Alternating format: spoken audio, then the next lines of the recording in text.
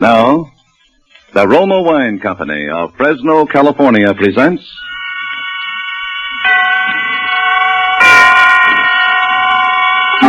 Suspense.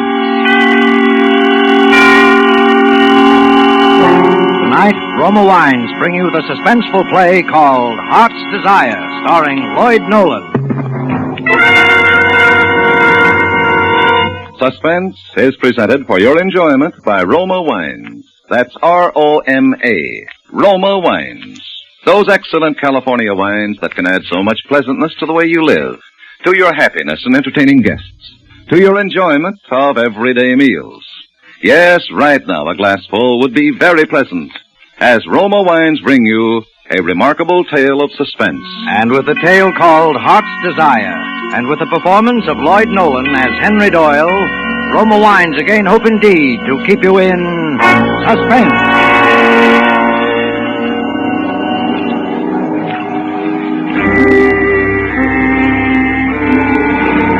A New York City dock, jutting out into the Hudson River. A place deserted now this night because the hour is late. Till a man is seen moving down the dock towards the river, moving with a curiously groping, stumbling, aimless walk. And then there is a woman moving out of the shadows, a woman who is a little overdressed, with a little too much makeup, sidling over to where the man must cross her path. Hello there. What? I said hello. What's your name? Lucille. What's your last name? Hey, you're a fast worker, What's huh? your last name? Tell me. Stop, you're hurting me. Tell me. Come on, Michael. Lucille, come on, Michael. Oh, no. What's the idea? No. That hurt. Oh, I'm sorry. What's the matter with you, anyway? Hey, are you in trouble? No, yes. What is it? Were you looking for somebody? Is somebody lost? Yes, I'm looking for someone. Someone you love? Love, yes. Someone that's my whole life. You want to tell me about her? It helps sometimes. What? Well, you don't have to if you don't want her. Yes, they say that a man can remember his whole life if he's drowning and... You didn't come here to... No, I came down here. I don't know why to think, to remember. But if I do tell you, maybe it'll come back like the drowning man. If I could start from the beginning, the very beginning. What was the beginning? My childhood. My father and mother were immigrants. Very poor people. I was hungry ever since I could remember. My mother was a scrub woman in a big office building. Sometimes she'd take me with her at night. I'd see those big, beautiful offices where important people were working all day long. My father didn't work. Oh, a few days sometimes, that was all. And always at home there were quarrels, terrible quarrels about money. First it used to make me sick with misery. My mother and father fighting, I couldn't stand it. And I'd run out and go and walk on the streets, walk through the fashionable neighborhoods, watch the fine people, gaze through the great shop windows of all the beautiful things there were to buy. And above all, I'd come down to the docks near where I lived and watch all the gay and happy people sailing on the great ocean liners to wonderful, distant places. Oh, that was the best of all. That was when I knew most clearly that someday I'd grow up and live like those fine people. So I didn't have to think or worry about anything, ever anymore. And even when they died, my mother and then my father, it was nothing. To me, they hadn't really existed at all for a long while. Only then, I knew I must find some kind of work to do. So I went to the bank, in a fine big building where I always knew I would go. I told them I was ready to go to work there. And they hired me. And after a few days, I decided that I should tell them what I had in mind. So I went to see the president of the bank. I was just 19 years old. Yes? Well? I'm Henry Doyle. Oh, yes. Well, Henry, it's a little unusual for one of our messengers to insist upon seeing the president of the bank personally. But since you're new here... Oh, no, listen. That's the Aquitania. Oh, is it? Yes. She's sailing this morning. I know when all the big ships sail. Mr. Frizzell, when I go abroad, would you advise that I take the Aquitania? Well, it's a very nice ship. Yes, I think she'd be best. Henry, you may not believe it, but a bank president is a fairly busy man. Oh, yes, that's why I came here to talk to you about my plans. Plans? Mm-hmm, yes, you see, I plan to be president of the bank someday myself. You what? Oh, not right away, of course, but someday. And I thought I ought to tell you. Well, Henry, that's a very laudable ambition. And there's no reason, if you work hard and devote yourself wholeheartedly to the interests of the bank, why you shouldn't be president someday. Or anything else your heart desires. Oh, you really think that, Mr. Frizzell? Why, of course I do. Remember, Henry, there's always room at the top. Oh, I'm very glad to hear you say so, because that's just what I've always thought myself. And that's what I was, a messenger. First, I was only an ordinary messenger, but then, later, as they came to trust me more and more, they gave me more and more important things to do, and till at last I did only the very confidential things, the most important things of all. 800, 900, 1,000, and 100 more is 21,100. Would you sign for it, please, Henry? Oh, yes. Gee, Henry, doesn't it worry you sometimes, carrying all that money around? What, this? Someday I'll have more than this, much more someday, when my ship comes in.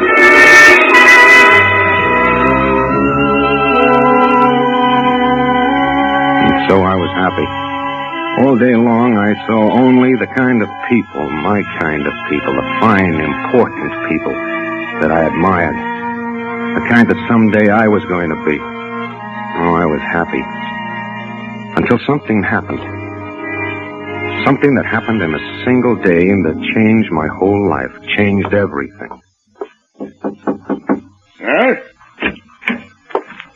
Henry Doyle, sir. Oh, yes, Henry. Come in. Thank you.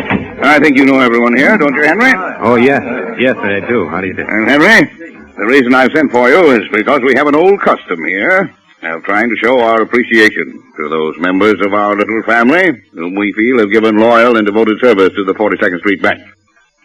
And so it gives me great pleasure to present you with this gold watch bearing your name, in token of your splendid and outstanding record since the day you joined us, 20 years ago today. What? Well, take it, Henry. 20 years. Yes. And in all that 20 years, gentlemen, Henry never once was absent and never once was late. Henry, congratulations. What about a speech? Bachelor, Henry? Well, Henry, what do you say? 20 years. 20 years. 20 years.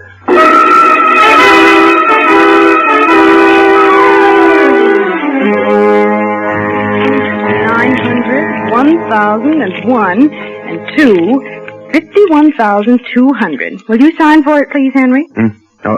Yes. Say, what's the matter with you today, Henry? You act like you're walking around in a dream. What? I said you act like you're walking around in a dream.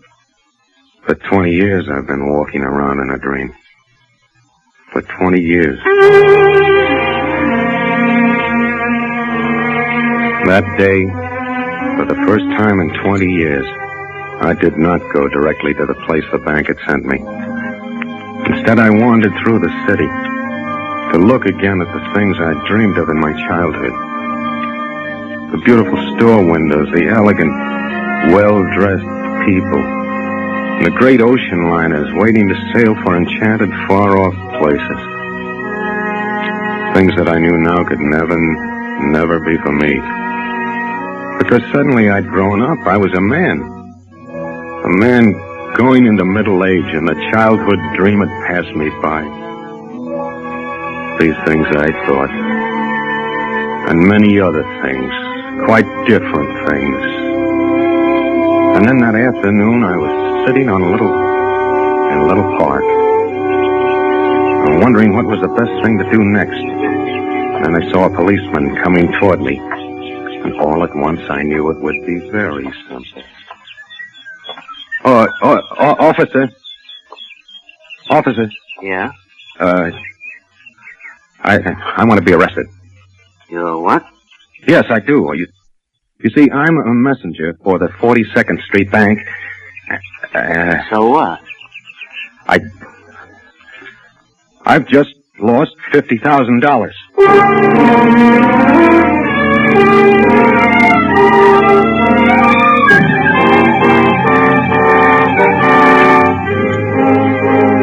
For Suspense, Roma Wines are bringing you a star, Mr. Lloyd Nolan, whom you've heard in the first act of Heart's Desire, a radio play by Robert Richards and Arthur Lawrence, which is Roma Wines' presentation tonight of Suspense.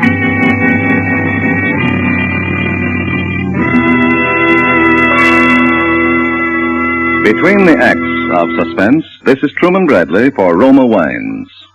The name Elsa Maxwell stands for gracious hospitality. And here is a timely suggestion from Miss Maxwell.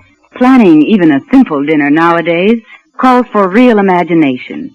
But there is a simple, inexpensive way to dress up ordinary foods and make them tempting. Dine by candlelight, if possible. And most important, serve golden Roma sauterne, well chilled, with the meal. The soft light and the bright golden glory of delicate Roma sauterne greatly heightens your pleasure. That is truly an appealing idea. And as Miss Maxwell suggests, delicious Roma California Sauterne, a wine grower's masterpiece, is the subtle note that tones up the occasion. You'll enjoy its freshness of bouquet and a superbly delicate flavor. And like all Roma wines, it possesses unvarying goodness, the goodness of selected grapes, picked at their best in California's choicest vineyards, brought to fullest flavor by the ancient skill of Roma's famed wineries. Serve Roma wines regularly. They are quite inexpensive. Remember, more Americans enjoy Roma than any other wine. R-O-M-A, Roma wines. And now Roma Wines bring back to our soundstage Mr. Lloyd Nolan, who in the character of Henry Doyle continues a narrative well calculated to keep you in suspense.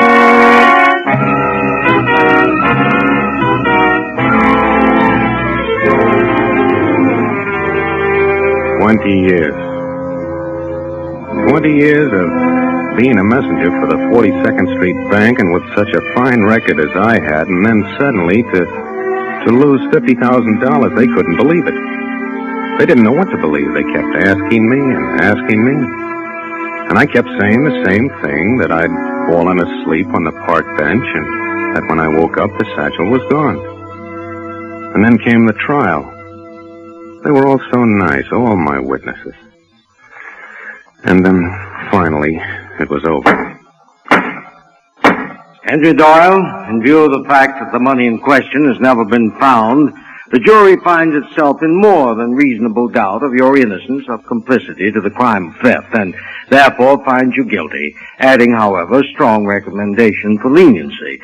That is also my inclination, particularly in view of all testimony here as to your exemplary record in the past. With this in mind, it is nevertheless my necessary duty to sentence you to 4 years in the state penitentiary.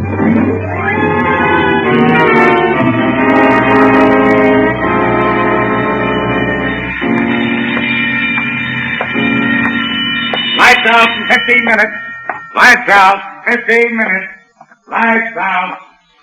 Lights out. Sleep. How can you sleep behind bars? No, I like it when it's time to go to sleep. Yeah? Yeah. Don't you sleep kind of restless, Henry? Oh, no. I sleep very well. Hey, Henry, I don't think you ever told me what you're in here for. For losing some money. Yeah? How much? $50,000. And you just lost it, huh? Yeah. What'd they give you? 4 years. Gee, it's tough. And I'll be out in another year myself. Oh, I don't mind. You don't? Oh, 4 years isn't long to wait. Why should I mind? No, I didn't mind. Because almost every night I'd dream.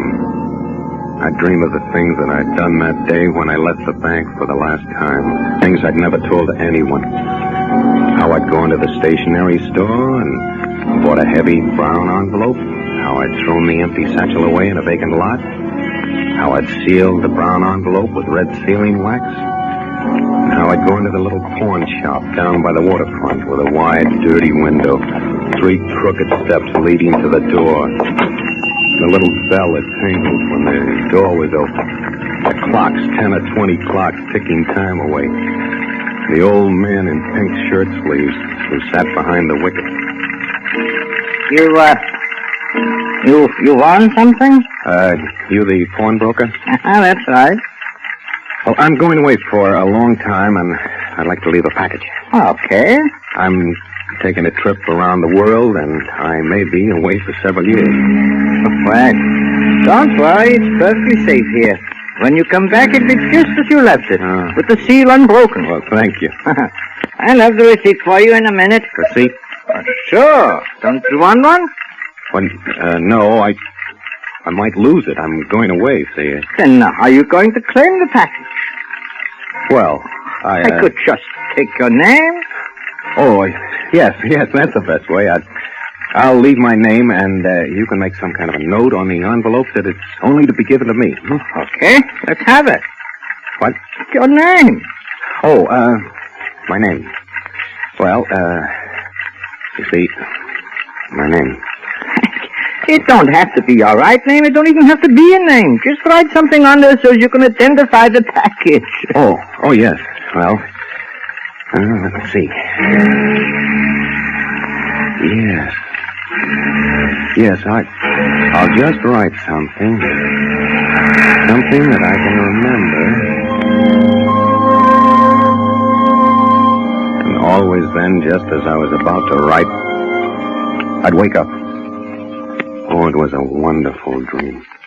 Even better than the ones I used to have, because this dream was real. And then one night, there in my cell, something happened. I was asleep. I was dreaming again. The same dream. Your name? Oh, my name. Well, you see my name.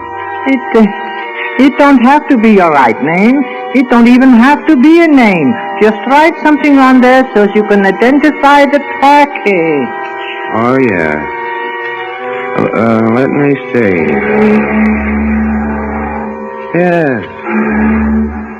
Yes, I'll just write something. All right.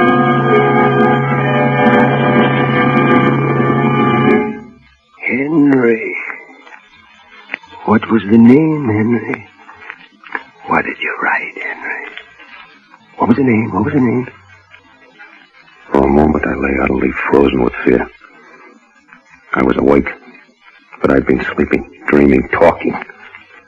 And he'd heard. He knew. Everything. Everything but the name. The name. What was it, Henry? What was the name, Henry? The name you wrote on the package. What was it, the name? What? You was kind of tossing around in your sleep, and I come over to see what was the matter. Oh, what's that? Yeah, I guess you was kind of having a nightmare, pal. A nightmare? Yes, it was a nightmare.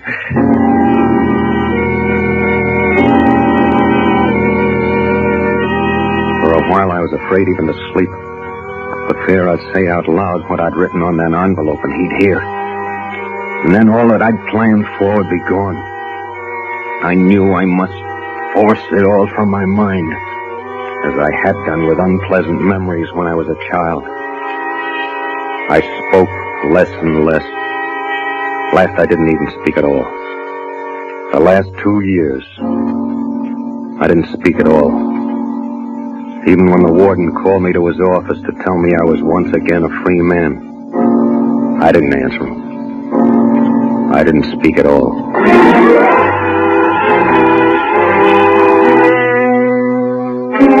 I was free.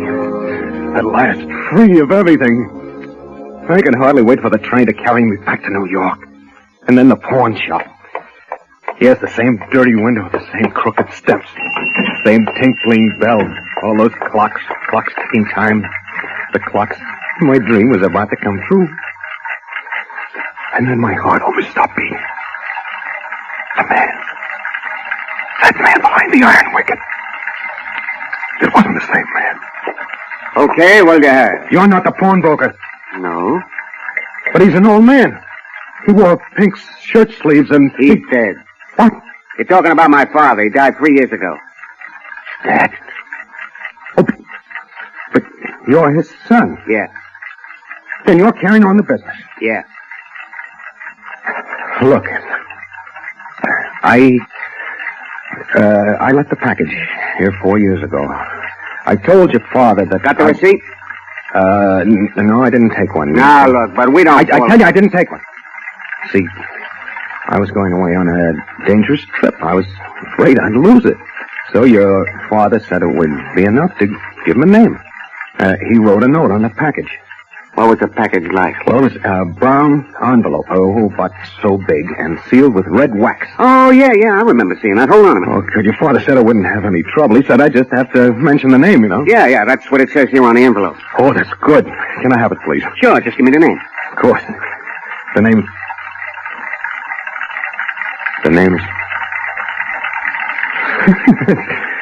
Funny, isn't it? It slipped my mind for a minute.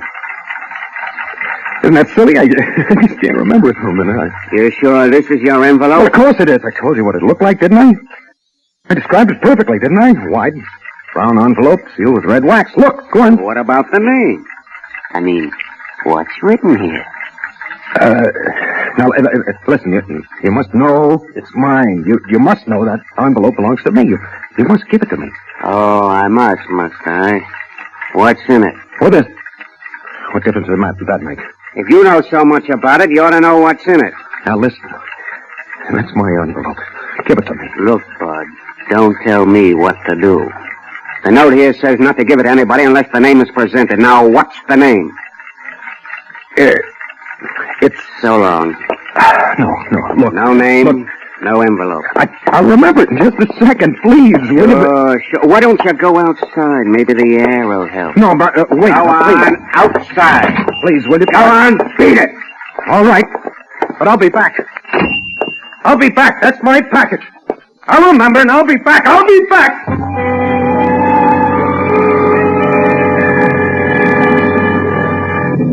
I wandered through the streets. I beat my head with my fist, trying to remember. While I was in prison, I'd forgotten it. I'd made myself forget it. Now I couldn't remember. Names raced through my mind, but none of them were right. I began running, looking at names in the street, on the shops, anywhere I could see them. Names. Beauty Center, Livingston Cross, Jewelry. Miriam and Company Neckwear. Sylvia Torres, Lingerie. William D. Roberts, Furniture. Billy Canfield, Drapes. Dorothy Gregory, Hat. Arnold Milton, Shoes. Delaney, Ford Cross. Lawton for Liquor. Benson for Books. Graham for Alan Gowns. Wilson. Edith Parker. Martin Slater. D. Billings. R. Nelson. E. Dawson. Dixon. Denton. Green. Gray. French. Muller. Martin. Minton. Benson. May. Bay. Day. Oh, no!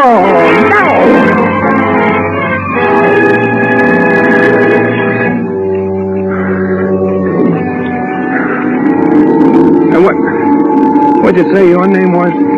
Lucille Carmichael. No, I can't remember. Gee, Henry, I feel sorry for you. You've been swelled, but it's no use. Try again, Henry. Try to think back. I can't. You've got to. Maybe it wasn't a name at all, see? Then what were you thinking about when you wrote in the package? I don't. You must have been thinking about something. I was thinking about everything I'd always wanted to do, the things I was going to buy, places I was going to go. That was it mostly, the places I was going to go. All over the world, just wandering. Everywhere I wanted. Just wandering to my heart.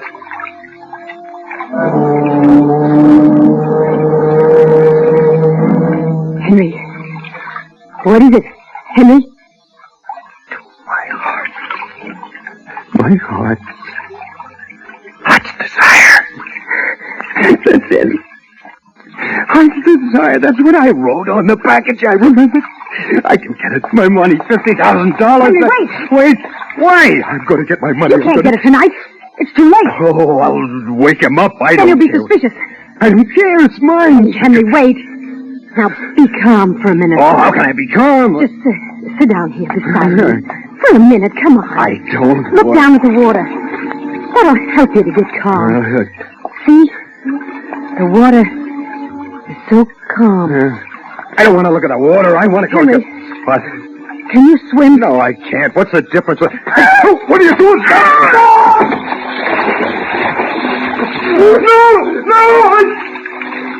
I remember. Heart's desire! Heart's desire!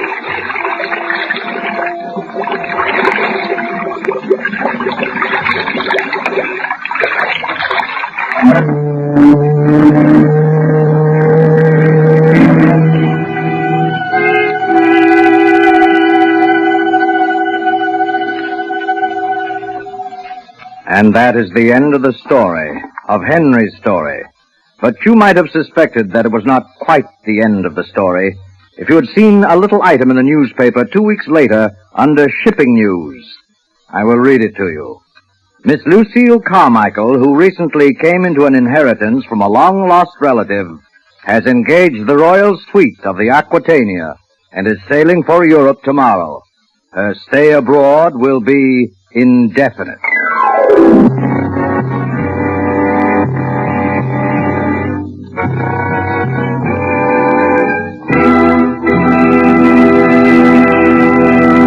And so closes Heart's Desire, in which Roma Wines have brought you Mr. Lloyd Nolan as star of tonight's study in Suspense.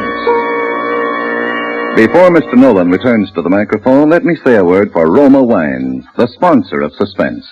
Genuine cordiality and simplicity have made Miss Elsa Maxwell's hospitality famous the world over. She often says, "There's no better or simpler hospitality way than a glass of distinguished Roma wine. I suggest Roma Tokay, a delightful wine for any time or any place. Serve with coffee or dessert as a delightful finishing touch to your meals. Or set out Roma California Tokay with fruit or nuts, or any snack when friends drop in." That's a worthwhile suggestion. Try Roma Tokay, a velvety, flame-bright wine, moderately sweet, light, yet delightfully rich in flavor. You can always depend on Roma wines to be delicious, always unvaryingly fine in quality. And the next time you use vermouth, sweet or dry, use Roma vermouth. Zestful, herb-flavored, blended and mellowed with all the traditional skill of Roma wineries. Yet, it's surprisingly low-priced. So, try Roma vermouth soon. This is Lloyd Nolan, back from a watery grave just long enough to tell you how much I've enjoyed working on this most admirable program, Suspense. Mr. Spear has asked me to pass along to you the word that next Thursday, your stars will be two of Hollywood's favorite people, Miss Nancy Kelly and Mr. Helmut Dantine. I'll be listening. I know you will, too. Good night. Suspense is produced, edited, and directed by William Spear. Lloyd Nolan will soon be seen in the picture Captain Eddie, produced by 20th Century Fox, who are now celebrating their 30th anniversary. Don't forget, next Thursday, same time, Nancy Kelly and Helmut Dantine will be your stars of Suspense. Presented by Roma Wines, R-O-M-A, made in California for enjoyment throughout the world. This is CBS, the Columbia Broadcasting System.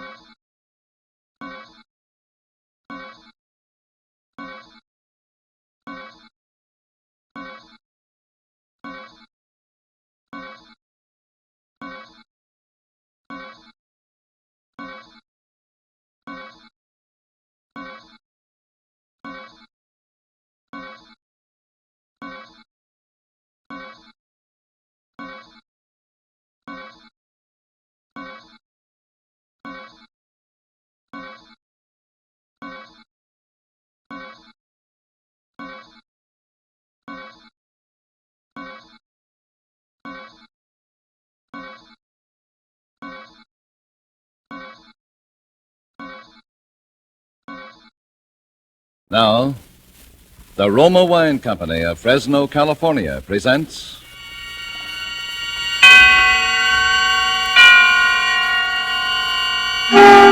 Suspense.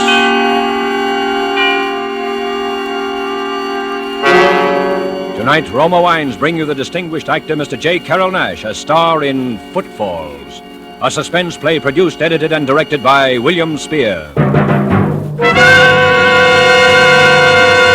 Suspense is presented for your enjoyment by Roma Wines. That's R-O-M-A, Roma Wines. Those excellent California wines that can add so much pleasantness to the way you live, to your happiness in entertaining guests, to your enjoyment of everyday meals.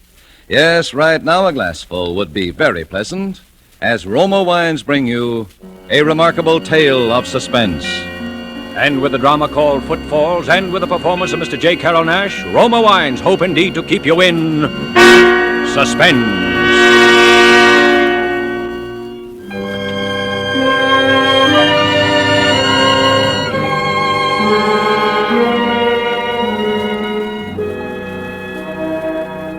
How you feeling, Bose? Good, Charlie. I feel good for a man who is going to die. Oh, don't be silly. What do you want to talk that way for? Oh, it is true. I know. But I do not feel bad. I ask you to come here only because I feel like talking a little while. You mind if I talk a little while, Charlie? Sure. You talk as much as you want to.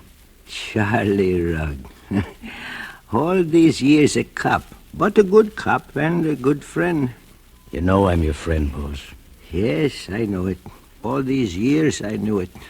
All those years when I keep silent, waiting to kill a man. There are not many people now who still remember my Manuel. But you remember, even when he was a little boy. Yes, perhaps it was true. I was too fond, too easy on him after his mother died. But it was only because he was not so strong. And he was a good boy. Always Manuel was a good boy. You were like the others too, Charlie, the way you thought of him. But you, I know it was because you were afraid he would bring sorrow to all boys. I even remember the first time you were afraid, when he was just a little fellow. Papa? Yes, Manuel? What are you doing? What am I doing? Well, what I always do. I work. I mend shoes. How do you? What kind of questions do you ask me? How do I? You see, ever since you were a little baby, how I do. With my knife, my hammer, with the little nails. But how can you work when you can't see? Well, why do I have need to see when I have my hands and my ears?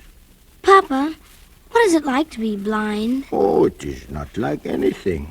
What I touch with my hands, what I hear with my ears, those things I see with my mind as well as you do with your eyes. Oh, it is nothing to be blind. Good morning, Miss Evans. Good morning, Boaz. Hello, Manuel. Hello. Papa, is it really true that you can tell everybody by their footsteps? Oh, of course. Didn't you see just then? And you really can't see them at all? Not even a little bit? Not even a little bit. To me, a footstep is as to you a face or a voice. Each one is different. That is how I know people and remember them, even for many years. All right. Tell me who's coming down the street now. But you mustn't look. Oh, somebody is coming now. Well. That is the easiest of all, Manuel. That is our policeman, Mr. Rugg. Now, am I right? Mm-hmm. Oh, hello, Charlie. You come for your shoes? No, just passing by. But I'll pick them up if they're ready. Well, not yet, Charlie. But you come back this afternoon, then they will be ready. Papa, can I have a nickel? Always a piece for the pocket, huh?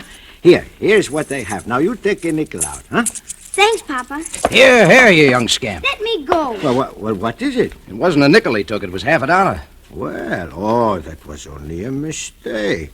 Huh, Manuel? You keep the $50. Now, go on. Run along. Thanks, Papa. Goodbye. I didn't mean to butt in between you and your young one, Bose, but I thought maybe you didn't... That I did not know. Oh, I knew. But Manuel, he needs things now, and he is not like other boys. Well, he's not so strong. Yeah, it's none of my business, but spare the rod, you know. He is a good boy. My Manuel is always a good boy.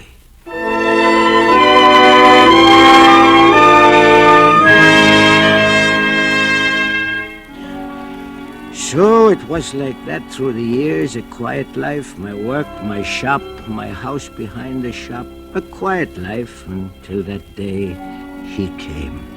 My Manuel, he was a big boy now, almost a man. Still, he was not strong.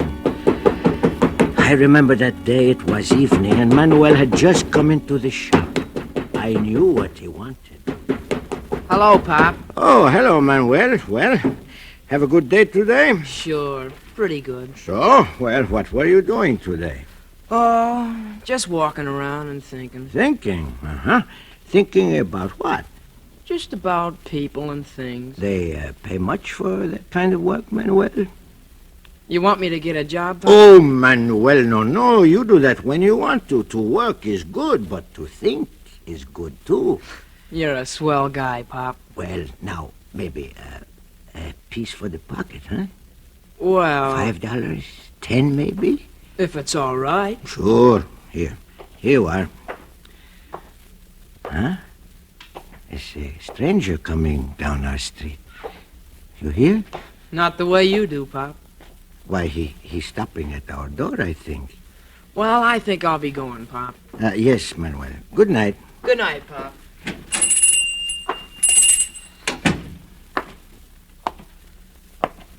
Mr. Negro? Mr. Boaz Negro? Yes? I'm a stranger in town, Mr. Negro, and I understand... Yes, I know. What? What was that you said? Oh, nothing. I was merely thinking out loud. Please continue, Mr. Wood. Campbell Wood. Wood. Mr. Campbell Wood. Uh-huh. Well, as I was saying, I'm a stranger in town, and I was told down at the depot that you had a room to rent. Well, matter of fact, I have. Well, I'm just starting at a new job in the bank, and I can't afford to pay too much, but... I always like to help a young fellow to get a start in life. How would $5 a week suit you, Mr. Wood? Oh, that is if you like the room, of course. That'd be just fine, Mr. Negro. Now, if I could see the room? So you are making your start in life, eh, Mr. Wood? Well, I hope so, Mr. Negro. You know, I can tell something about you, Mr. Wood, by your voice, but even more by your footsteps. By my footsteps? Oh, that is a sort of specialty of mine, yes? I think you will, as they say, go places, Mr. Wood. Well, I'll certainly try. Oh, yes, you will, Mr. Wood. Very definitely you will go places.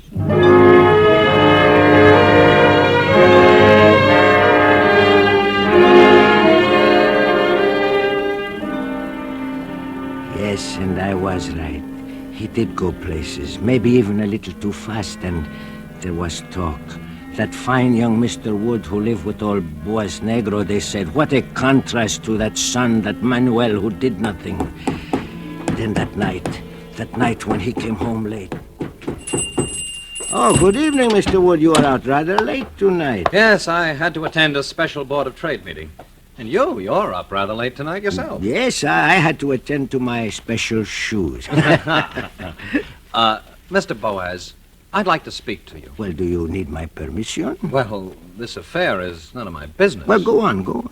Well, darn it, I hate to see a hard-working man like yourself support a lazy son. Oh. Why doesn't he get himself a job? You know, my Manuel is not strong. Well, that's what I've heard you tell your friends, but he doesn't appear undernourished to me. Well, really, Mr. Wood, my Manuel is not too strong. Well, couldn't he learn your trade, then? Shoemaking? Well, it may be good enough for a blind man, but for Manuel... Well, I'm getting a bit tired, so I guess I'll be going upstairs. Oh, darn it! Getting as careless as a newborn baby. Now, let me see. Oh, dear. Gee whiz. Oh, am I glad it's all here. I'm responsible, you know. Responsible for what? Why, for the gold I have in this sack. It's government money for the breakwater project. Indeed, but why have you... I know what you're thinking, Mr. Negro, but I'm keeping the money for the bank until tomorrow morning. You see, too many people in town know that we received the funds, and I don't trust that old safe we have down at the bank. Well, very, very clever, Mr. Wood. So you take the money home for you with safekeeping, and nobody is any wiser. Very clever. I rather think so myself. I'm glad I dropped the sack in front of you, Mr. Negro, because I know I can trust you as far as, well, as far as I can trust myself. Well, that is a fine compliment for an old cobbler, Mr. Wood. Well, I'm going upstairs now. Remember, I have your word. Yes, you have my word. What's that? Oh, well, a mouse, I suppose. I will have to set a trap. Is Manuel home? No, Mr. Wood. He is not here. Good night.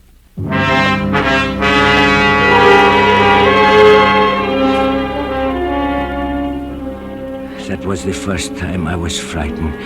That was the first time I ever thought of such a thing. Manuel was home, and he has heard everything I thought. Manuel has heard the tinkle of gold. The tinkle of gold. Manuel. Yes, Pop? Did you hear, my boy? Yes, I heard, Pop. You won't say anything. Why should I? You are a good boy, Manuel. Are you short of money? Perhaps $10? Thanks, Pop, but I don't need it now. Well, are you sure, Manuel? A $5 or a $10? Not now, Pop. Some other time, huh? Sure, Pop. Sure, some other time. Some other time. My Manuel was a good boy. Yes, but I wished he did not know about the money. I tried to return to my work, but I could not, and suddenly I knew that I was listening. First I heard footsteps there in the house behind the shop. The footsteps prowling here and there, halting, advancing again. Then others pacing back and forth, back and forth. A door opened. A voice. Hello, casino or gin rummy? Sure, why not? The steps again, the door closing, and then silence. Oh, how I wished to know what that silence meant. And yet, though I wished to know stronger in me than that, I wished not to know. It was cold, and I pulled my old coat around me, still listening to the silence. A little later, I thought I heard a little sound like the rustling of the wind outside my shop. But I could not tell. And then, perhaps I dozed there in my chair. Smoke! Yes! There's fire in my house! Fire! Help! Fire! Fire! Fire!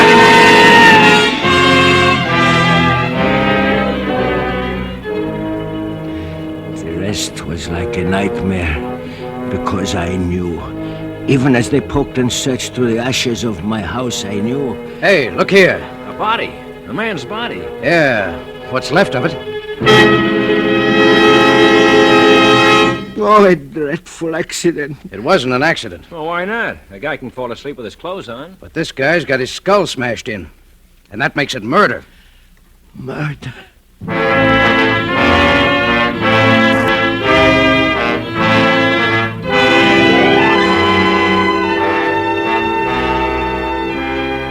For Suspense, Roma Wines are bringing you a star, Mr. J. Carroll Nash, whom you've heard in the first act of Footfalls by Wilbur Daniel Steele, which is Roma Wines' presentation tonight of Suspense.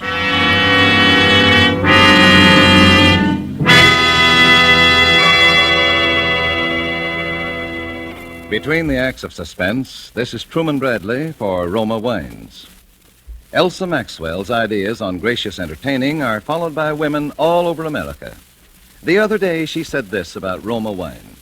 One of my favorite wines is distinguished Roma California Sherry, a glorious golden amber wine, delightfully light and nut-like in taste. Roma Sherry is ideal for any occasion, before dinner with appetizers, or during the friendly evening hours. Yes, good Roma Sherry, like all Roma wines, is always delicious, unvaryingly good, the goodness of carefully selected grapes, brought slowly to perfection in California's choicest vineyards, gently pressed, then unhurriedly guided to flavor richness by Roma's ancient winemaking skill. Yet all this goodness is yours for only pennies a glass. Remember, because of uniformly fine quality at reasonable cost, more Americans enjoy Roma than any other wine. R-O-M-A, Roma Wines. And now, Roma Wines bring back to our Hollywood soundstage J. Carrol Naish, who, in the character of Boaz Negro, the blind cobbler, continues a narrative well calculated to keep you in suspense.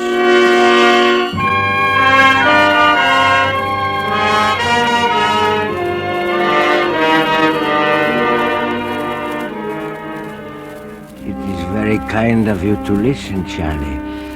I feel suddenly so old.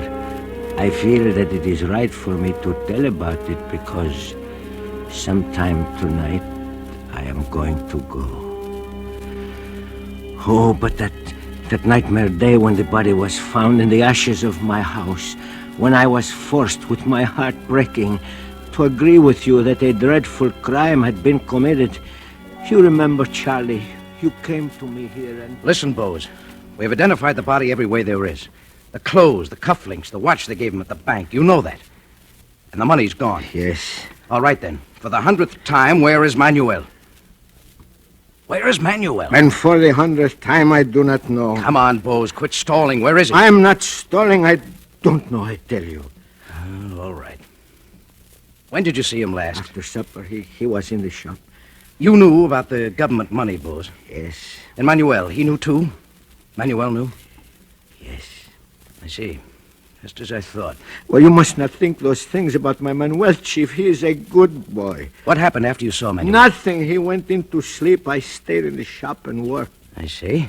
Did you hear anything, Bose? Yes, I heard the men moving about. What men? Mr. Wood upstairs and my son down here. Ah, then Manuel wasn't asleep. No, he was not asleep. Go on. A while later, the noises stopped and...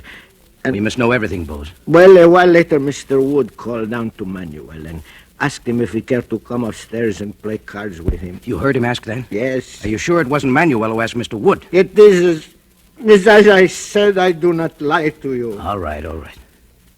Did Manuel go up to Mr. Wood's room? Yes, he went up. I see. Now, did you hear anything else after that? No, nothing. Nothing, hmm? Well? There is something else. Sometime during the night, I thought I heard something, footfalls perhaps, stealing past my shop. I see. That you wouldn't swear in court that you heard them? No, not in court or here in my shop. I cannot swear to something I am not sure of. Bose, you're a good man. We don't want to cause any trouble, but you understand a man has been murdered, government funds are missing, and your son is gone. What else can we think? As far as I'm concerned, it's an open and shut case. I've issued a warrant for Manuel's arrest. No, you cannot. Yes. And if you know where he is, it'll go easier for him if you pass on that information. I've told you all I wish to tell. All right, be stubborn. Stubborn? Do you wish me to dance a jig? I tell the truth and you do not believe me. What more can I do? Gosh, put yourself in my place, Bose. This is serious business. And will you change places with me? I have lost everything. My house, even my honor. My only son. Well, I'm sorry.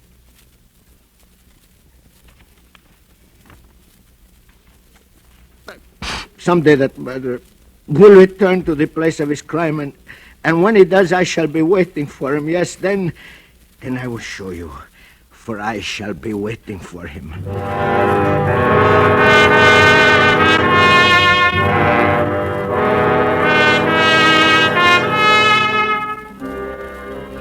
To questions, I gave no answer. To threats, I gave no heed. I scarcely heard them, for my ears were deaf to all sounds save one. The sound of footfalls. The footsteps of a murderer. Patiently as the weeks, the months, then the years moved by, I listened. For 3 years I listened, wondering only when they would come. For 3 years more I wondered if they would come. Only the last 3 years was I troubled by the growing of a terrible doubt. Suppose the steps had come and gone and I had not heard. Suppose I were to make a mistake. Suppose my ears should fail me and I could not remember. Could not remember. From that first hour of doubt, every waking moment, yes, even in my dreams, I lived in a nightmare of echoing, jumbled footsteps. Footsteps slow and halting, footsteps quick and running, pounding heavy footsteps, and those light as a cat's tread, more, faster, footsteps, footsteps.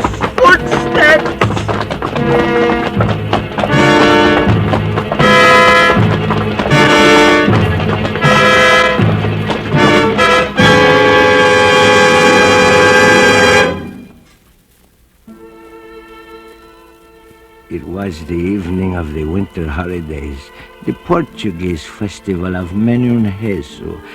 Christ was born again in 100 mangers and 100 tiny altars. There was cake and wine and song, and in all the houses there were lights, even in my shop, the shop of Boaz Negro. A customer had just called for his shoes and gone out again. Now I was thinking of putting out those lights. I reached up to turn the switch, then stopped. Someone had entered the shop.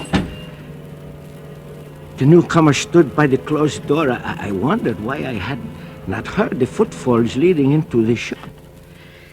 Yes, what can I do for you? Well, I don't know. To tell the truth... You'll have to come nearer, please. I am a little deaf. Oh, all right.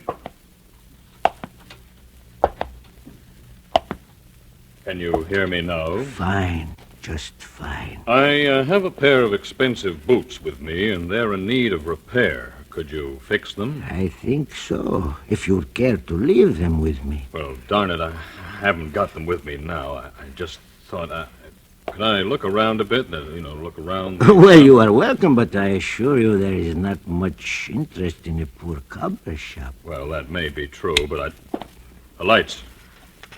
Put on these lights. I can't see. Why did you turn them off? I can see much better in the dark. You're crazy. You can't see at all. How did you know? Put on those lights. Stay where you are. I can hear every move. What are you going to do? Keep away from me. Don't touch me. No! Murderer.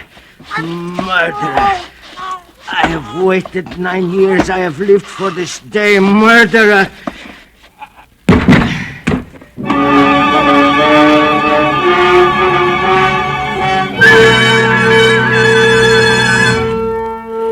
Then as he died, suddenly I realized this man that I had killed has a beard. A full beard over his face, over his throat where my fingers strangled him. Could have been wrong, but no, the footsteps I was certain of. Then perhaps others would not know him for who he was. If suddenly I knew what I must do. That his last cries had been heard, I knew, for I could hear the crowd gathering outside my locked door. But I set about my task as carefully as though he had been alive. With a sure, unhurried touch, I continued at my work, even as you battered at the door. All right, stand back, all of you. Stand back. There now. Come on, Martin. Yeah, all right. Lord only knows what we were finding here. Bose! Dark as pitch. Bose, where are you? Put on the lights, Martin. I can't find... Oh, here it is, Chief. Yeah, that's much better. Bose!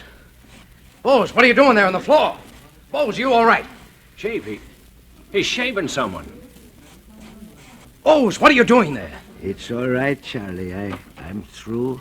I'm through. Now, tell me, is it that murderer? This guy on the floor is dead, Chief. Strangled. Tell me, is it that murderer? Manuel, Bose? You mean Manuel, not Manuel? I told you my Manuel was a good boy. But I ask you, is it that murderer? Well, good Lord. What's up, Chief? That man on the floor. It's Campbell Wood. The bank fellow we thought was burned. Burned? Him burned? No, it was my boy that was burned. That murderer killed my boy. He put his clothes on him and set fire to my house. I knew that all the time. Why didn't you tell us all this before? And have you laugh in my face? Could I tell you that I thought those footfalls moving along the side of the shop belonged to Mr. Wood? A blind man with crazy ideas, you would say. Could I stop him and ask where he was going? If I were not blind, he would have killed me too. No, it was not my son that ran away. It was this murderer all the time. But I told you he'd come back. And I killed him. I showed you. Now you can hang me for my crime.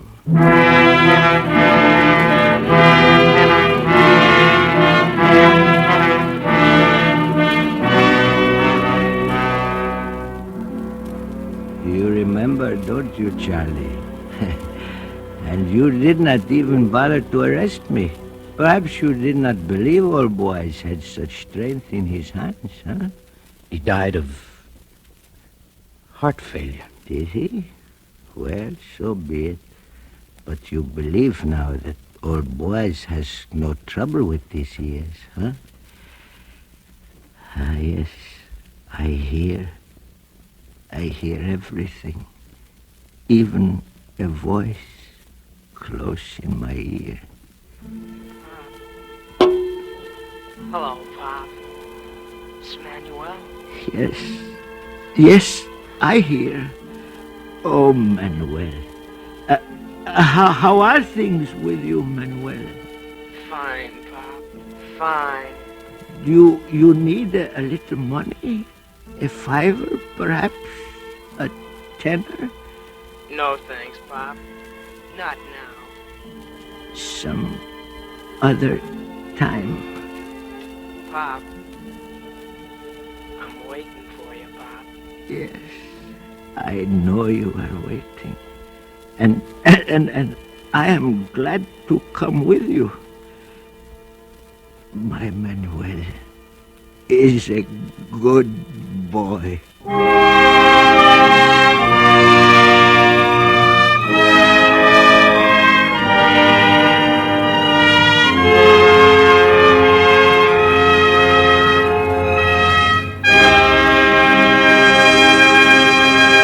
And so closes Footfalls, in which Roma Wines have brought you J. Carrol Naish as star of tonight's study in Suspense.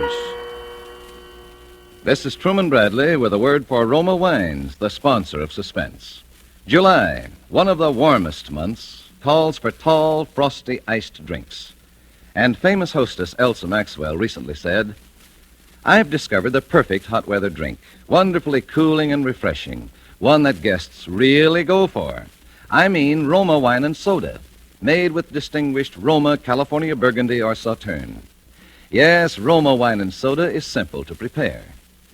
Half-fill tall glasses with Roma Burgundy or Sauterne. Add ice cubes, sparkling water, and a bit of sugar.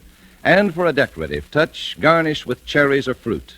And be sure to use Roma wine, always uniformly good, yet costs only pennies a glass, so you can serve it often. And the next time you use vermouth, choose Roma vermouth, sweet or dry. Zestful, full-flavored Roma vermouth is blended and developed with all the traditional wine-making skill of Roma wineries, is made and bottled in the heart of California's famous vineyards, yet surprisingly low-priced. Try Roma vermouth soon, won't you?"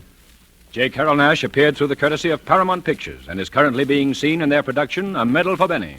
Next Thursday, same time, you will hear Bonita Granville as star of Suspense.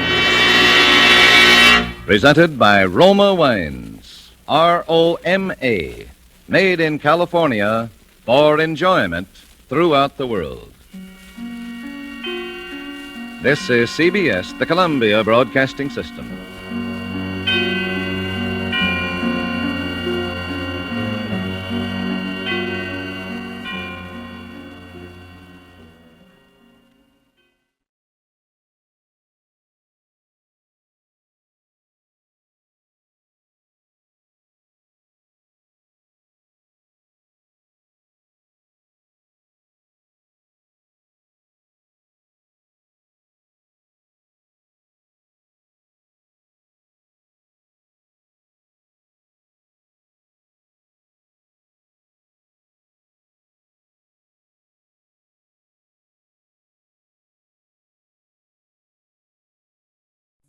Now, the Roma Wine Company of Fresno, California presents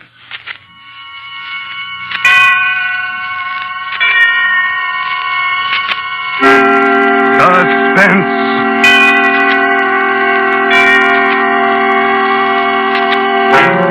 Tonight, Roma Wines bring you Mr. Lee Bowman as star of I Won't Take a Minute, a suspense play produced, edited, and directed for Roma Wines by William Spear. Suspense, radio's outstanding theater of thrills, is presented for your enjoyment by Roma Wines. That's R-O-M-A, Roma Wines. Those excellent California wines that can add so much pleasantness to the way you live, to your happiness in entertaining guests, to your enjoyment of everyday meals. Yes, right now a glassful would be very pleasant as Roma Wines bring you Mr. Lee Bowman in a remarkable tale of Suspense.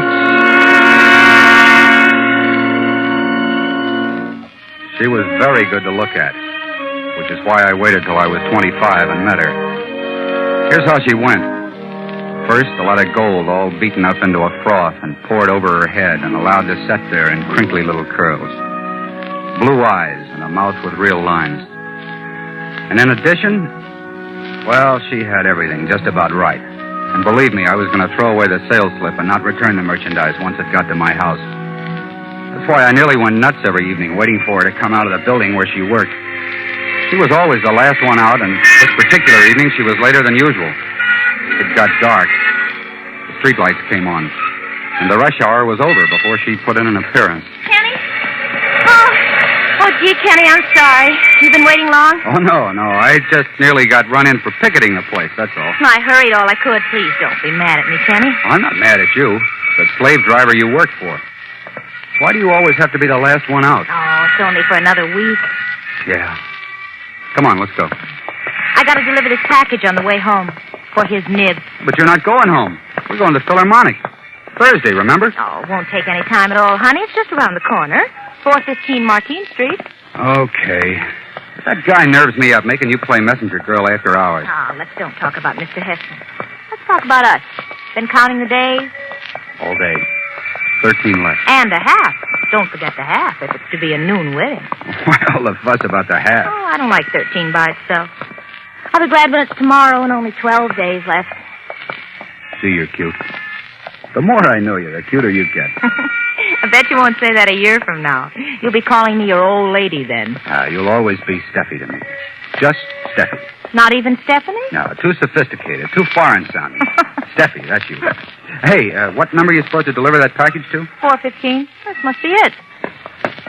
What a dump. Your boss have many customers in dumps like this? I don't know. Hold a match for me, will you, Kenny? Can't see the name. There, that's better. Yeah, but I still don't see it. What was the name? Muller, apartment 4B. Oh, here it is. Name card's fallen out of the slit and gotten lost. No wonder I couldn't find it.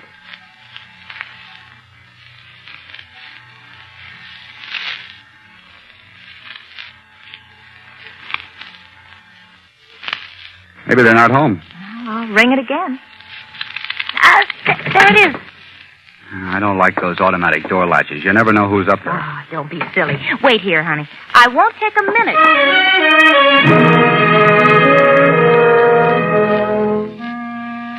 I never timed a cigarette. I suppose they take around 5 minutes.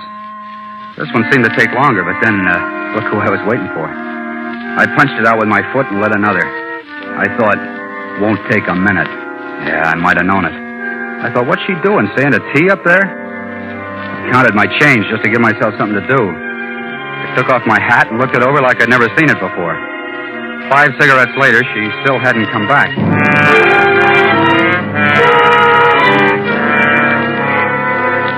Things happened. Nothing much. Little things that were to last so long. A stout lady in a ratty-looking fur coat came in holding some candy in one hand and a little boy by the other. Oh, you shut up or I'll smack you good. I'll cut off your head and put it in the garbage can. Now, Dwighty, I don't want to hear another word. If you don't hush up, I'll...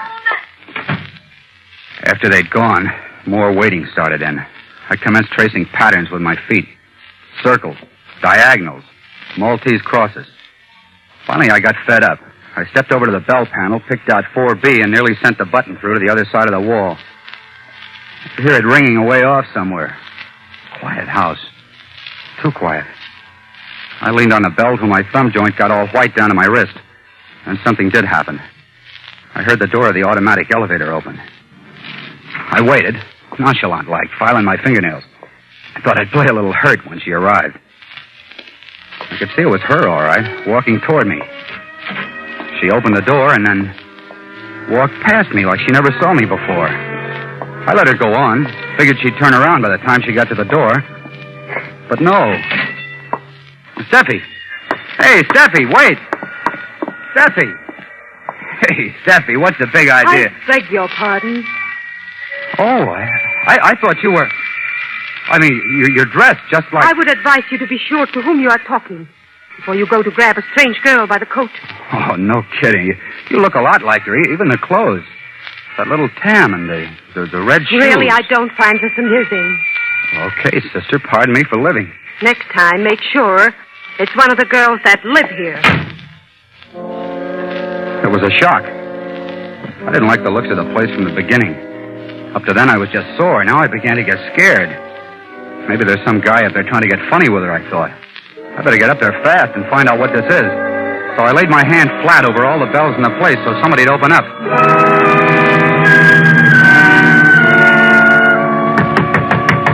Hey, open up in there. Open up or I'll bust the door down. Do you hear me? Steffi, are you in there, honey? Baby, why don't you say something? Yeah, what's this? Oh, that's what I want to know. Who are you? Building superintendent. You got a pass key to this flat? I have. What do you want in there? My girl. She took a package up. I've been waiting for her downstairs. I don't know how long. She never came down again. Now they won't answer the bell. No, wait a minute, young fella. She couldn't be in this flat. Oh, don't try to tell me. Don't you try to tell me. I say she couldn't be. Why? I'll show you why. Hey. Now, you see why? It's empty. Empty. Nobody lives here. But there was someone here a while ago. She rang the bell and they let her in. Mister, this place ain't been rented for 6 months. Listen, she came in here, I tell you. Yeah. Maybe you and the little girl had a quarrel, eh? Maybe she figured to play a little joke on you. Give you the slip. We never had any quarrel. We're getting married. Yeah. Why don't you go to her place? You'll probably find her there. Well, she didn't come out again, I tell you. I was there at the door the whole time.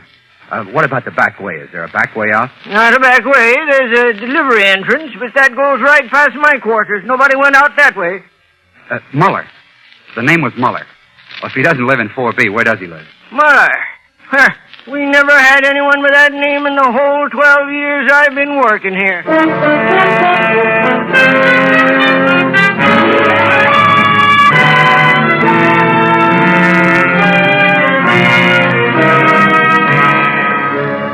For Suspense, Roma Wines are bringing you as star Mr. Lee Bowman in I Won't Take a Minute. Roma Wines' presentation tonight in radio's outstanding theater of thrills, Suspense.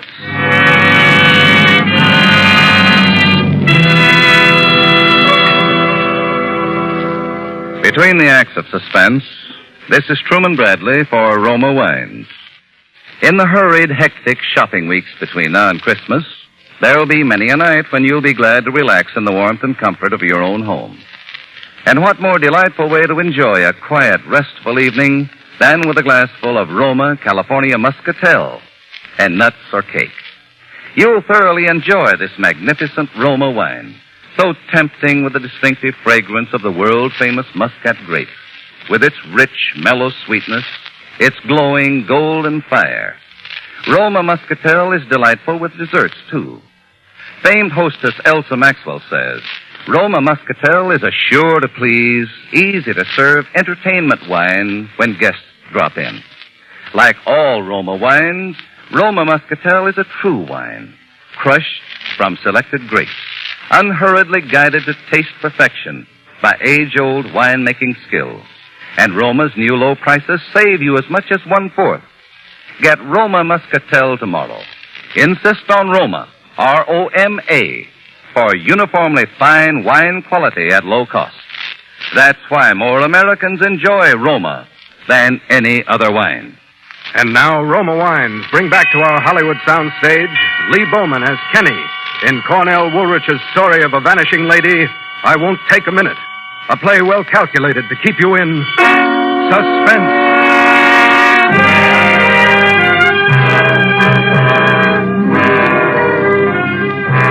The cop on the beat was a nice guy. He rang every bell in every flat of the building and questioned the occupants. No one had heard anything. No one had seen her.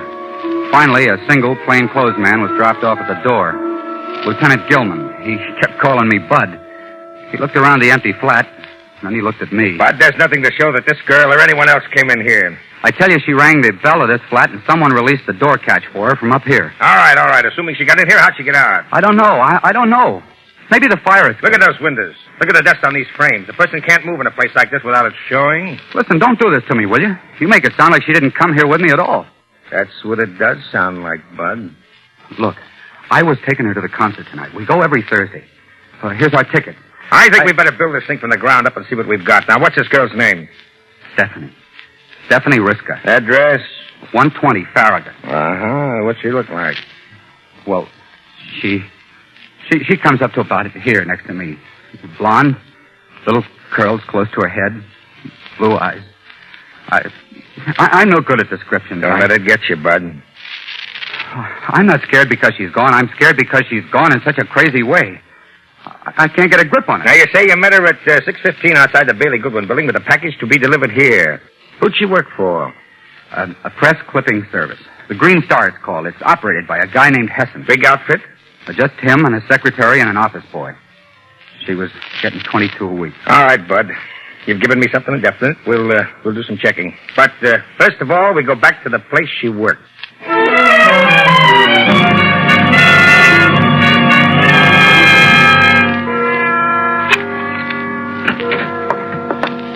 Oh, what a telephone booth.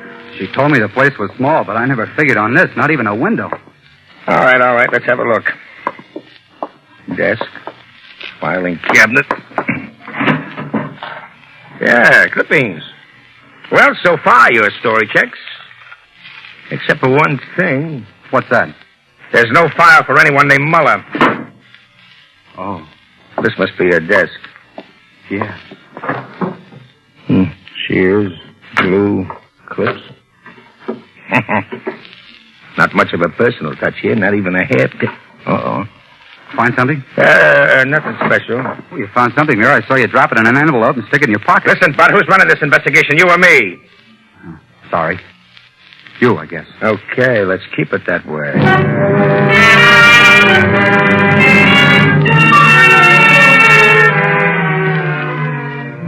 Our next stop was one of those bungalow-type places in the outskirts. That was where Hessen lived, the guy she worked for. Oh, good evening. Good evening. You Mr. Hessen? That's right. I'm from police headquarters. May I come in? Oh, certainly. Won't you sit down, gentlemen? We won't take up much of your time, sir. First of all, do you know anyone named Muller at 415 Martine Street? No, I don't know anyone by that name. I think we have a Miller, a Mrs. Elsie Miller on our list, who divorces and marries quite frequently. Will that do? She owes us $29. You didn't send a package over to Muller, apartment 4B, 415 Martine Street at 6:15 this evening? No, I'm sure I didn't. But wait a minute.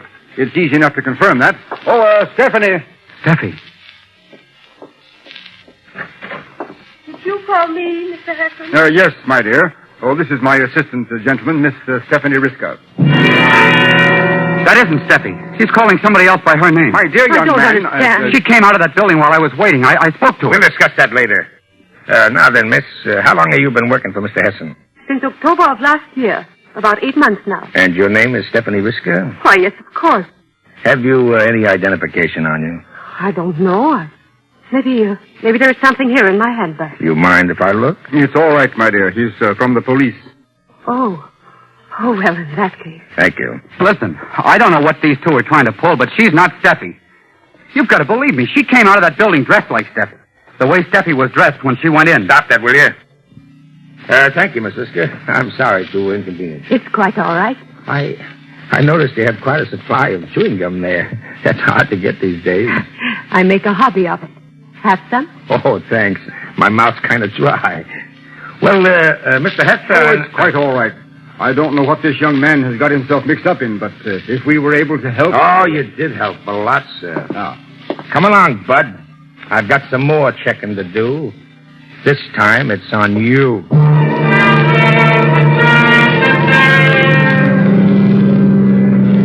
Okay, Bud, now stop talking. Spill it. What's your pitch? I told you the truth. That girl wasn't Steffi. I never saw her before. Was the man Hessen? Oh, he looked just like him. This girl of yours, what kind of gum did she chew? She didn't chew gum. She hated it. You asked me what it was I picked up back there in the office. Well, here's what it was. A wad of gum stuck under the edge of the desk.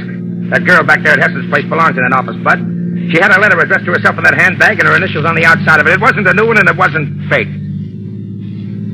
What's your racket, Bud? Are you a pushover for mental observation? Or did you do something to some little blonde, blue-eyed number, and are you trying to pass the buck before we even found out about it? I don't know. Maybe I am nuts. Things like this... Well, things like this just don't happen. They can't. One minute she walks into a building... You haven't produced a single person all evening long that actually laid eyes on this girl of yours. Where's her folks? Where'd she come from? Wisconsin, I think. Her folks are all dead. I thought so. Well, I'll give you one more spin for your money, Bud. You stand or fall by the place you say she lived. Have you been there? Yes. Could you describe it? Okay. Sticking in the mirror of the dresser, she's got a litho of the Holy Mother. On the radiator, she's got a rag doll that I won for at Coney Island. On a little shelf against the wall, she's got a gas ring with a tube running up to the jet. From the light fixture to the jet, there's a string attached. And she'll have stockings hanging there to dry. Are you listening? Yeah, go on. Will you remember those things? Yeah, Bud. We'll see.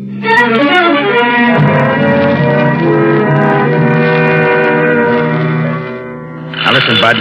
Get this straight. I don't want one word out of you the whole time we're here, you hear? I won't say a word, so help me. Yes? You got a girl named Stephanie Risker living here? Second floor front. She ain't home now. I'm from the police. I think you better let us in. Oh, well, certainly. Let's see her room, please. Yeah, follow me. She's a nice, clean roomer. I'd hate to lose her. I hope she's not in any trouble. No trouble. Now, Gilman, right over there. Hey, it's changed. They've changed it all around. Shut up. Has she always had it fixed this way, ma'am? Well, since the first day she's here. Only one thing I got to complain about. There it is again, chewing gum. She leaves it all over. Let's see that. I thought so. Exhibit C, Bud. Same as the other two. She belongs in that office and she belongs in this room. Look out. You better hold your friend. Let him hold. This isn't anything to the falls he's going to be taking 5 or 10 minutes from now. What'd he do? Murder her? Not her, but I've got a good hunch he murdered someone and picked the wrong number and name out of a hat. I didn't hear any more they said while we were going down the stairs. The light bulbs in the place were doing funny things, turning red, spinning around in spirals. I was still on my feet, but I suppose you'd notice it. The spinning didn't stop till we got to the foot of the stairs.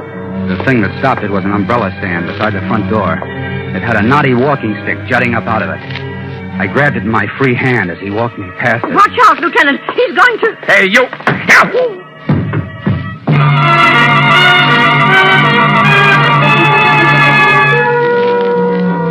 I didn't stop to investigate whether I'd killed him or only knocked him out. I was a block down the street before the landlady could open her mouth to scream. I made for the Martine Street flat. That was instinctive. The place I'd last seen her, calling me back. When I got there, I ganged up on the janitor's bell and waited 1,000 years. Oh, it's you again. What is it? Didn't you find her yet? What happened to that detective fella that was with you? He sent me back to take another look. You don't have to come up. Just give me the pass key. All right, son. Come on in.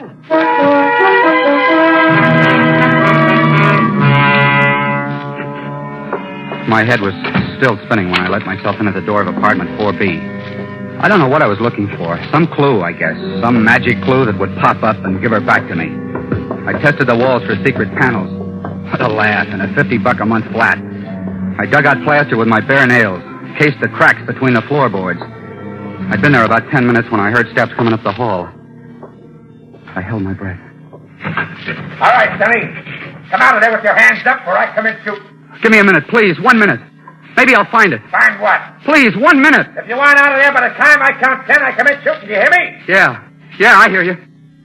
1, 2, 3. I didn't stop to think. I crossed the room and threw open the window. The one that opened on the fire escape. Down looked too far, so I started climbing. Hey! Come down out of there, you! I'll break every bone in your body. You won't live to get into headquarters. I didn't yell back at him. I was saving my breath. Come on, after him. Keep that light on him. On the roof, I took a quick look both directions. There was about a yard-high partition wall dividing it from the next roof over. But before I could get it... Hold the fire! He won't make it. Keep that light focused on his eyes. He may be fainting. I think I busted my leg. Yeah? Well, let's see. Now, just bark your shin a little. Oh, wait till I finish with you, wise guy. Oh, what are you waiting for?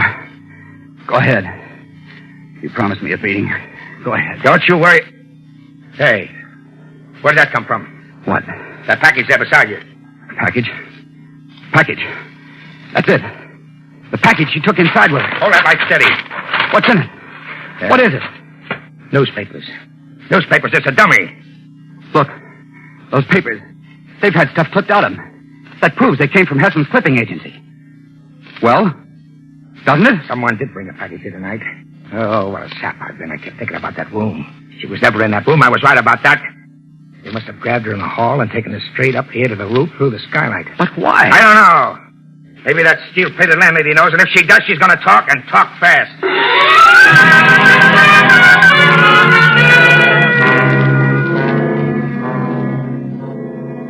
All right, Grandma, come on, spill it. You can't scare me. I've got bigger men than you on my side. What do you mean, your side? You should like to know. All I have to do is make one telephone call. I have the number right here. Let's see that number. Take it. Call it yourself. Who gave you that number? Ask me no questions. I'll tell you no lies. Who gave you this number? The FBI man who was here. Now you know who I'm working for. Go ahead. Call the number. Oh, I get it. Tell me, Grandma, what did this FBI man look like? All right, I'll tell you. All you have to do is say yes or no. The guy's about my height, bald, wears pinch glasses, right? Maybe. He got you to work with him so this woman he described as one of his agents could step into the identity of this Stephanie Risker, right? You seem to know all about it. I know more than that. He wasn't an FBI man, and the girl who took Stephanie Risker's place was not a federal agent. Well, then who was he? I'm not sure, Grandma, but I've got a hunch. Calhoun! Yo! Calhoun, get out to Heston's place, Myrtle Avenue, fast, and keep it spotted until we get there. Gilman. Do you think she's already... I don't know. Keep your fingers crossed, Bud, and pray.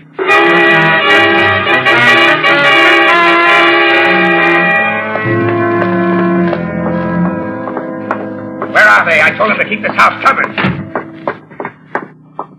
Gone. Nobody here. Yeah. Hey, douse that light, douse it. Stand back against the wall. Somebody's coming. Gentlemen, you in here? Calhoun, what's the big idea? I told you to keep this place spotted. Now they're gone. I tailed them. They piled into a car, locked up the house, and left. Where to? Pier 7, North River. They got in some kind of a fuzzy tramp steamer and it shoved off in less than a quarter of an hour. I tried to reach Was the other girl with him? No, 2 men and a stringy blonde they call Alger. That's all. Too late. We're too late. We can pull them off at quarantine. I'll make them talk. Come on, let's get out of here and get some fresh air. Thanks, don't it? Yeah. Smells like they'd had the place fumigated or something. Hey. What's the matter? That smell. That's gasoline. Gasoline? I hear something. A clock. The basement. Come on. Yeah, she's down here, all right. Go back upstairs, Bud. I'll bring her up. Tell me now. Don't wait till you get her. Yes, she's alive. Come on, get her out of here. Don't you hear that ticking? I better wet that bomb down. Come back here, Calhoun. You'll never make it. That bomb will blow you.